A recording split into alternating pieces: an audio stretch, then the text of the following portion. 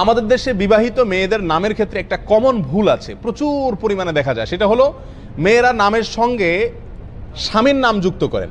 যেমন কথার কথা মেয়ের নাম ফাতেমা, স্বামীর নাম কথার কথা আজিজ, তো নাম রাখে ফাতেমা আজিজ। বিয়ের পরে ফাতেমা আজিজ এই টাইপের নাম রাখে।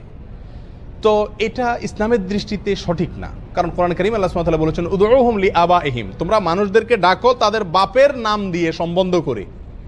আপনার নামের সঙ্গে যদি যুক্ত হয় সেটা আপনার বাপের নাম যুক্ত হতে পারে, স্বামীর নাম না। কথার কথা আপনার বাপের নাম যদি থাকে আব্দুস সাত্তার, তাহলে আপনি বলেন ফাতেমা আব্দুস সাত্তার। কথা বোঝা যাচ্ছে? আপনি ফাতেমা, স্বামীর নাম যদি রোকন থাকে তাহলে ফাতেমা রোকন, এটা রাখা সঠিক না, এটা ইসলামের দৃষ্টিতে ভুল। বিধায় মহিলাদের, বিবাহিত মেয়েদের নামের সঙ্গে কি হবে না, স্বামীর নাম যুক্ত হবে না। এটা সুন্নাহর খেলাফ, কোরআনের নির্দেশের খেলাফ।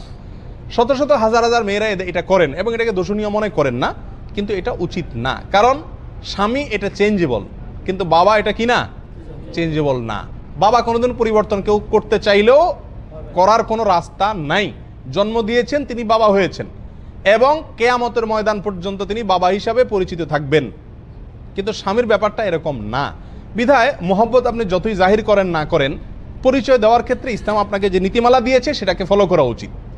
স্বামীদেরও এক্ষেত্রে ভুল বোঝা উচিত না যে হ্যাঁ আমার নাম কেন সে যুক্ত করছে না, এটা তাদেরও বোঝা উচিত না, এই ভুল বোঝাটা। আবার স্ত্রীদেরও এত অতিরিক্ত মোহব্বত দেখাইতে গিয়ে কোরআনের নির্দেশকে লঙ্ঘন করা উচিত না, বা ইসলামী কালচারকে অ্যাভয়েড করা উচিত না। বরং প্রত্যেক মেয়েরই নামের সঙ্গে যদি যুক্ত করতে হয় তাহলে কার নাম যুক্ত হবে? বাবার নাম, স্বামীর নাম না। এটা ভুল কালচার, এটা আমাদের সমাজে প্রচলিত আছে।